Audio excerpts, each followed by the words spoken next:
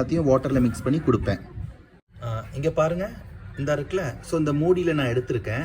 ஏன் இந்த மூடியில் எடுத்திருக்கேன்னா, ஸோ இதை வந்து நம்ம என்ன இதில் கொடுக்கமோ அதில் ஒவ்வொன்றையும் நம்ம கொஞ்சம் கொஞ்சம் இது பண்ணி நம்ம விட்டுட்டு வாட்டரை மிக்ஸ் பண்ணிடுவோம். ஸோ இந்த மாதிரி கொடுக்கும்போது நம்மளுக்கு சளி ப்ராப்ளம் அந்த நோய் எதுவுமே இருக்காது.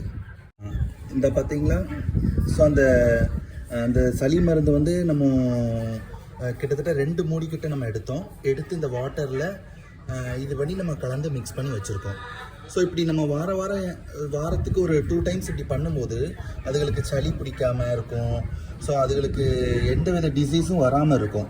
ஸோ முக்கியமாக ரொம்ப நம்ம பார்க்க வேண்டியது எப்போவுமே அந்த வெசில்ஸ், இந்த மாதிரி இது இருக்குல்ல, வாட்டரு, நம்ம சாப்பாடு வைக்கிற அந்த வெசில்ஸு ஒவ்வொன்றையும் எப்போவுமே நல்லா வாஷ் பண்ணிவிட்டு டெட்டால் போட்டு கழுவிட்டு அது ட்ரை ஆனதுக்கப்புறமே நீங்கள் வைங்க. ஸோ அந்த மாதிரி எப்போவுமே ஹைஜீனிக்காக நீட்டாக இருக்கணும். ஏன்னா அதுவும் நம்மளே மாதிரி நம்ம வீட்டில் ஒருத்தவங்க ஒரு உயிரினம். ஸோ நம்ம